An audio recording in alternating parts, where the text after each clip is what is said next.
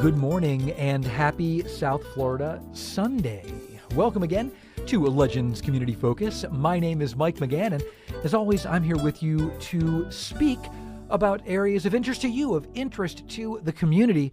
And I've covered a lot of ground on this show. I've talked about the arts, I have talked about music, I've talked about science, and I've tried to bring health into it as often as I can. Today, I'm going to be speaking about a pretty challenging subject, but one that I think is so incredibly important now more than ever, and that is caregiving.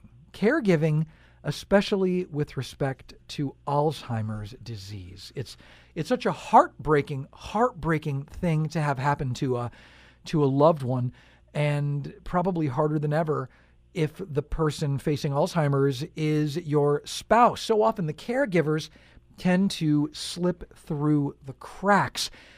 And to that end, I have a guest today that I'm so pleased to have with me. His name is Marty Schreiber, and Marty's story is really quite remarkable. Marty was the former governor of Wisconsin, and he has a very personal story to share about dealing with a loved one who is suffering from Alzheimer's, the things that he had to face by her side, the changes that they saw, and how he learned to work with it. And also, Marty will be doing some speaking locally. It's going to be just some really fantastic topics that are covered, and I want to talk about that as well. So let's get right to it. I would like to welcome Marty Schreiber. Good morning, Marty. Well, good morning, Mike. It's a pleasure for me to be with you. Thank you so much for taking the time to speak with me, and of course with our loyal Legends listeners here on Legends Community Focus. Alzheimer's, it is such an insidious disease because it's not something that hits all at once. It's not like all of a sudden there's a test that detects the presence of it. It tends to be something that kind of creeps in and just continually takes ground bit by bit and piece by piece. And it changes people into people that don't recognize us, and sometimes people that we don't recognize at all. Marty, this is something that you had to face with regard to your wife, Elaine. You wrote a fantastic book called My Two Elaines, Learning, Coping, and Surviving as an Alzheimer's Caregiver. I would like to hear your story, Marty. How did this come about? Let's learn a bit about you and why you're so passionate about the subject. Mike, there's a number of things, and if there is one thing worse than Alzheimer's, it's ignorance of the disease. Yes. And as I was going through this experience with Elaine, she was diagnosed with Alzheimer's approximately 13 years ago. And as I was going through it, I did not understand a number of very important things I learned too late, things that could have saved so much anxiety and frustration that I was so angry with myself that I felt if it is possible for me to help share with other caregivers, that would be something that I would dedicate myself to doing. So I did write the book, and My Two Elaines is the first Elaine is the young girl I met as a freshman in high school, and who I married and had 4 children with, and 13 grandchildren, 5 great-grandchildren, and supported me in every one of my campaigns. I would lose an election, but she would never let me feel defeated. My companion, my friend. And the second Elaine is the Elaine diagnosed with Alzheimer's. And what I had to learn, which was so very, very painful, but I had to learn that in order for me to be a good caregiver for my second Elaine, I had to let go of my first Elaine. I had to understand that my wife's brain was broken, and she no longer was going to be the same person that I knew and loved and talked with and shared experiences with. This new person, although loving and kind and caring, has her own small world. And what is so important for me to have learned is that in order for me to be a good caregiver, not only do I have to leave go of my first Elaine, but what I have to do is I have to join her world. Her world is so small and so important to her for the moment. And if I don't join that world, I am losing the opportunity to have moments of joy with her.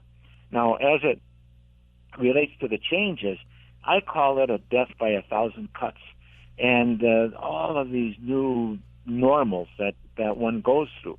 And I have to tell every caregiver, if you're smart, and if you're intelligent, and if you're courageous, and you want to give the best care and compassion to your loved one, you've got to get help. Don't think for a moment that you can do it alone, because if you do, you're sowing the seeds of your own destruction, and you're taking away the opportunity for your loved one to have moments of joy. There's a saying that if you, rather than worrying about the storm to pass, to try and learn how to dance in the rain. Now, there's no caregiver that's ever going to dance. But I will tell you that if one can understand the disease and understand, for example, you can't argue with Alzheimer's.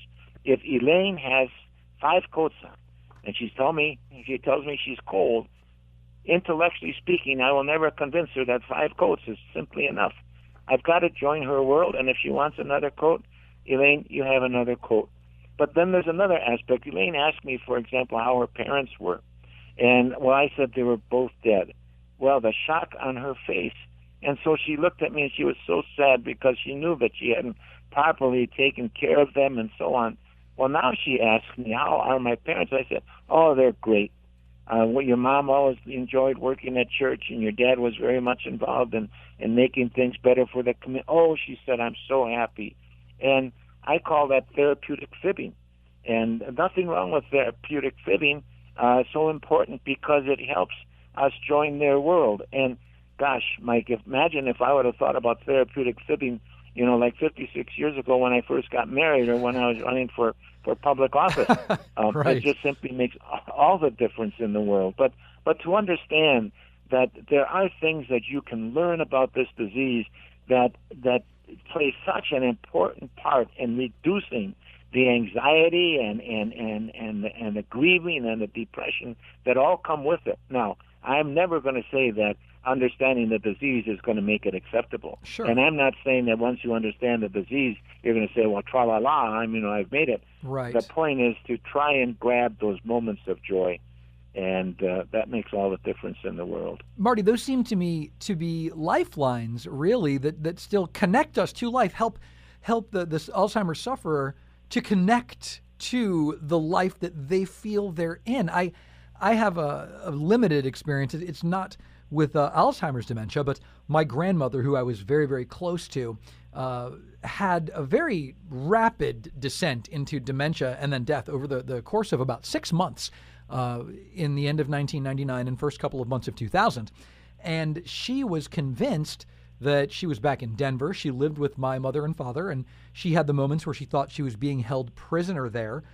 And it was just so depressing to deal with. And the therapeutic fibbing, that's a wonderful term for how I ended up working with her, because she would ask me about the snow. If the temperature got below about 70, she would talk about the cold. And I just talked about how the snow in Denver was happening a bit, but we were nice and safe here because we were on the outskirts of it. And she was completely happy and satisfied with that. Her stress level went so far down when we stopped trying to convince her that she was in South Florida. That kind of Mike, a therapeutic fitting. Yeah, you just simply nailed it. We've got to join their world. I gave a talk, and this woman, about 45 years of age, raised her hand. She said, my dad has Alzheimer's. Okay. And she says, one day I'm at work and my mother calls, you've got to come home because Dad is acting really, really strange. Well, what happened is she ran home, and sure enough, she walked in, and here her dad was in the middle of the living room acting like he was fishing. No fishing rod, but he was, waving his arm as if the casting rod would go out and reeling it back in. And she said, Dad, what are you doing? Well, she says, I'm fishing. And, well, what are you fishing for? Well, he says, I'm fishing for walleye. That's my favorite. Oh, she said, can I join you? And so what she did was, in essence, she acted as if she was fishing. And she told me that was the most and the best experience she has had with her dad in any number of months, understanding that he had Alzheimer's. But there was just that moment togetherness. And so she was on after the episode was over. She was leaving, and her mom says, "What do I do if this ever happens again?" And this woman's name was Lisa. Lisa said to her mom, "Mom, get in the boat with him."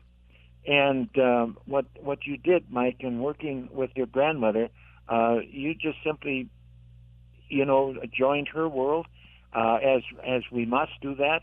And in joining their world, we just, as you said, just reduce that anxiety to such a significant degree. Also, to understand and to make the point, you cannot argue with Alzheimer's. No. If a person thinks it's one way, and then another important aspect, and that is to blame someone else. Well, why do I have to do this? Well, not because the caregiver says so, but because the doctor says so, or because the experts say so. Right. And then also what you did with your grandmother to a degree was what we call redirection. For example, if Elaine wakes up and she says, "I've got bugs on my arm," well, there's no way that I am going to be able to convince her that she does not have bugs on the arm. Right. So I say, "Okay, Elaine, let's go look at this," and we go to another room, and we turn on the light, and we begin to talk, and there's a picture there, and all of a sudden, the mind is no longer focused on what was in the imagination, but is focused on what is directly in front of them. So I'm so grateful to you and to what you are doing just to help the caregivers learn, cope, and survive, because it's a tough job. And caregivers always don't get acknowledged. So true. They fall right through the cracks. Yeah. And well, what happens is, for example, when Elaine and I would go out to eat with friends, she would work so hard to try and hide the fact that her memory and her that she had Alzheimer's. And so what happened is people would call me up the next day, "Oh, Elaine is doing so good. Everything is wonderful." I didn't have the courage to tell them that the other 22 and a half hours in that day are just always a new normal. And I should have done that. I should have opened up at an earlier time to tell my loved ones and my dear friends what we were going through, not only so they would understand, but also so they would give me more help. And again, I want to get to the point that if the caregiver thinks that they can do it alone, they're making a great personal error, because their health could be affected. Their own world is going to be affected, and they're not going to, put on your own oxygen mask first. That's the first thing we say in airplanes. Absolutely. You have to be able to help yourself, make sure you're breathing clearly, you're able to function before you can carry anyone else, before there's anyone that you can help with that.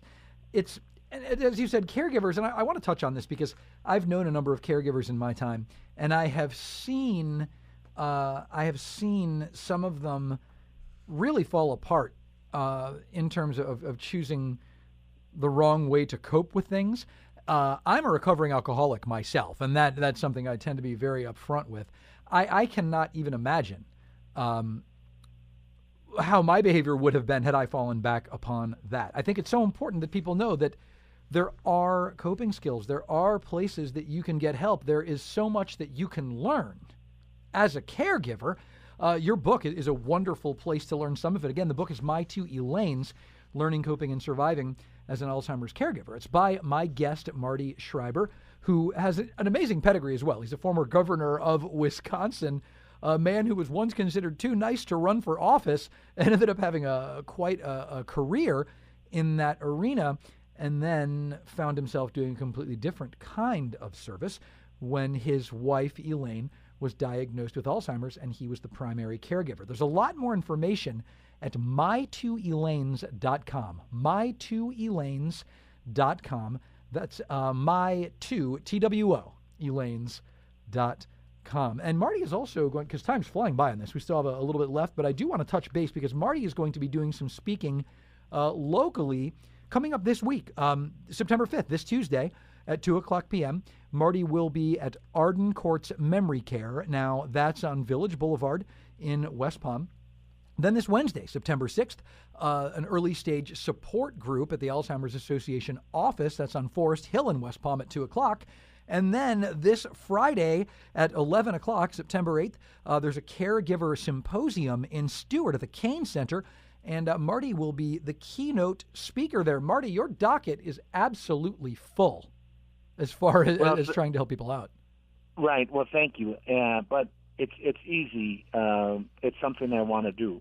And I sort of talk about this in a book that I took a mountain trail and I went to the top, and I'm coming back, and I know that there are caregivers that are just beginning this trail, this journey, and I want to say, please sit down and listen just for a moment.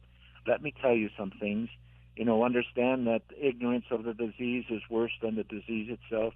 Understand that if you do certain things, you can make life better and learn from what I didn't know. But Mike, I want to get back to one more point. You mentioned that my book was helpful. The Alzheimer's Association helped pull me through this. I don't know where I would be if it wouldn't have been for the Alzheimer's Association, their support groups, as well as counseling. And there are so many things that in the life of a caregiver. For example, the question, why does not my son or daughter come and visit more? Or why not the brother or sister come visit more? And we have to know and understand that everyone handles this disease in a different way, and understand that the caregiver, as hard as it is, has no right to dictate to others how they would handle the disease with a loved one. And it's some of those things that tear at us so much and cause us to use up energy are wasted because we're not understanding. And if it wouldn't have been for the Alzheimer's Association, I wouldn't understand. But we're not understanding enough of how important it is to let some things go so that we can go on as a caregiver and go on with our own life. In so many ways, that's a great way to put it. There's so much wisdom, but also so much challenge in letting go sometimes. And what a lesson that must be. You're basically learning that in live fire conditions when it comes to treating a loved one or caregiving a loved one who has Alzheimer's. I cannot imagine what it would be like to see that decline and understand that really you were dealing with two different people, as you said, and you named the book and your website, the first Elaine, and then the second Elaine. But one of the subtitles of the book is Memory Fading, Love Enduring, and that is so inspiring to me because that shows that there are ways to work through it. It's a challenge. As you said, you're not going to be dancing in the rain or singing tra-la-la, but there are accommodations you can come to. And hanging on to that love, making the sacrifices needed for that love would seem to me to, in the end, be very rewarding. And it's certainly inspirational to see. What's some of the wisdom that you have picked up personally through being a caregiver? Well, I want to go back to the fact that the caregiver needs help and can't do it alone. Yes. That is so critically important. But then I want to get to the other point in which we had talked about, and that is letting go of the first Elaine, letting go of that person. Elaine and I were having lunch, and she started to cry. And I said, why are you crying? Well, she says, I'm beginning to love you more than my husband. Well, I didn't ask her what's wrong with your turkey husband. But the point is, though, that because I had dealt with letting go of the first Elaine, it wasn't fun not to be recognized as her husband, but I understood. Elaine doesn't know who the children are when they come to visit. The pain of that is gone because, well, it still hurts, but the deep pain is gone because you know that this is a different person. And the second Elaine has no more of ability to recognize her children than if a person would walk off the street. And so to again join the world of the life of a person with Alzheimer's, with dementia, and by joining their world, it just saves so much agony and additional pain and anxiety because you know that this person is someone completely different, and you can't have the same expectations ever of the second person that you once had with the first one. I have seen my wife's mother is actually, she has it as well. And it's so amazing to see her try to fit into her mother's world. Her mother is in a facility.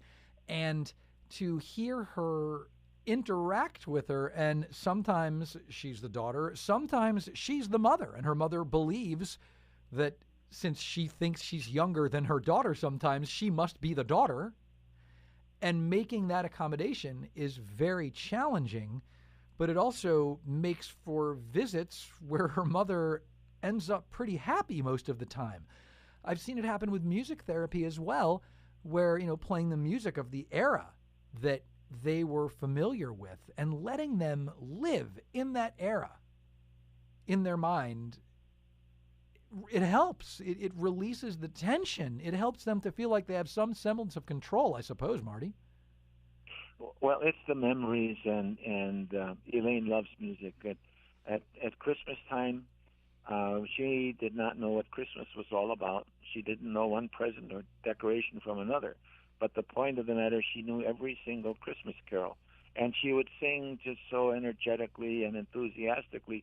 And it seemed that music, pardon the pun, strikes a chord with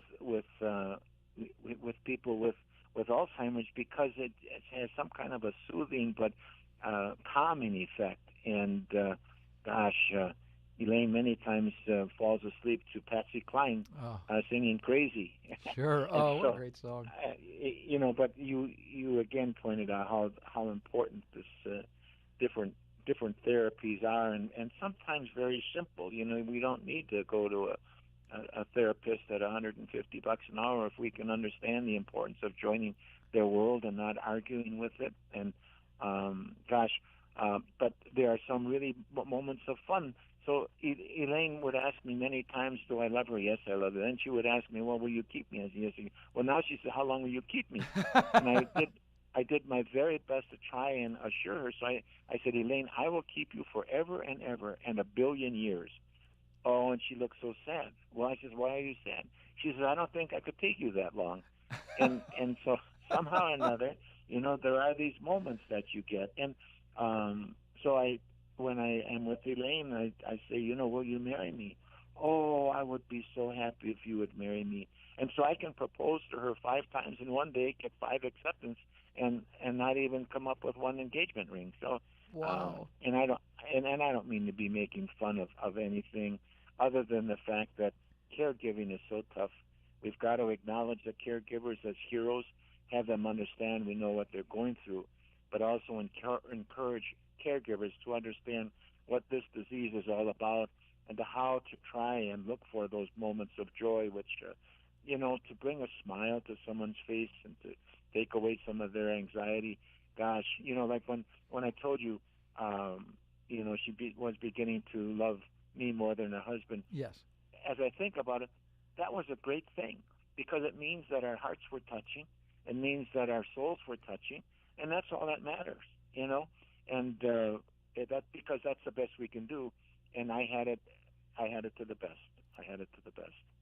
That's such a beautiful thing. I mean, this is radio and you can't see me tearing up, but that's such a powerful, powerful moment. And the bringing of those smiles, the sharing, the two souls touching again is, sorry, I'm getting a little emotional with that.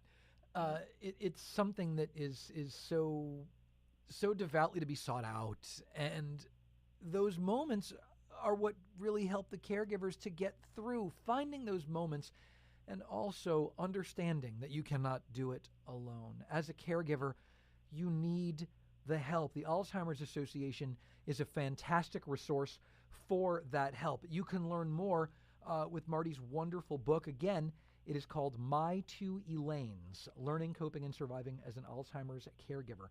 My Two Elaines.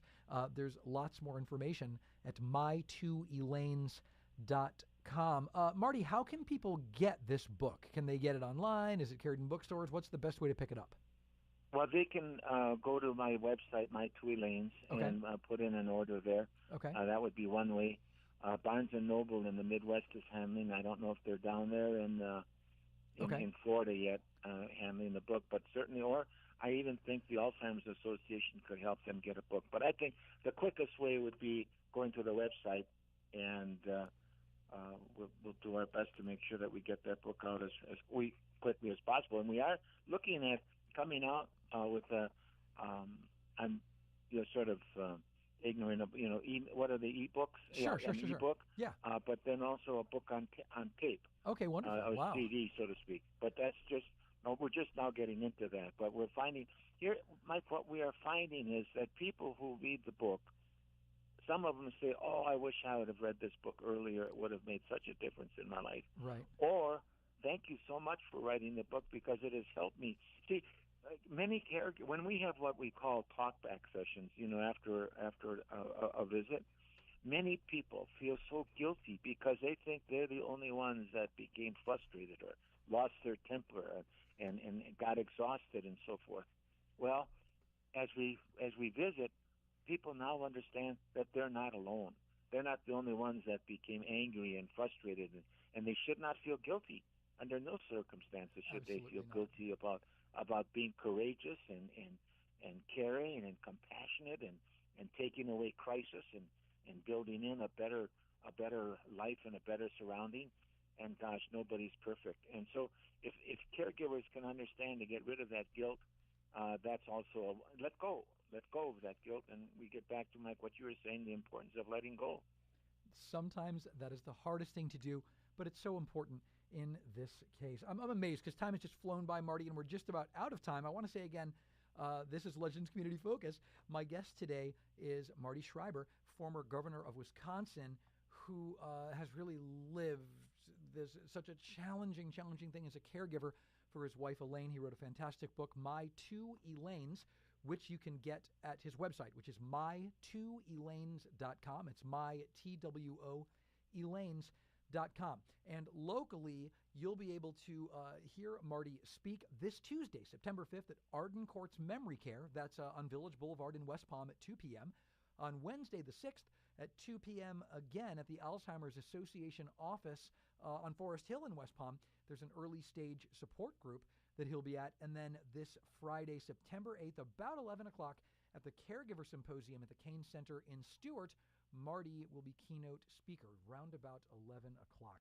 You can get some more information, again, about all of this at my2elaines.com, so make sure you check that out. Marty, the time just flew by. Thank you so much for joining me this morning. Thank you for sharing your story, and thank you for the advice and the love that you give not only to your wife, Elaine, but also to caregivers that need to hear it. Thank you, Marty. Mike, I want to thank you and everything that you are doing in community support and education. I'm grateful to you. Thank you. I'm grateful to you for coming on and for all you're doing, Marty. Thank you so much, and God bless you. This is Legends 100.3. South Florida Sunday Morning continues. I've got lots more legendary music on the way.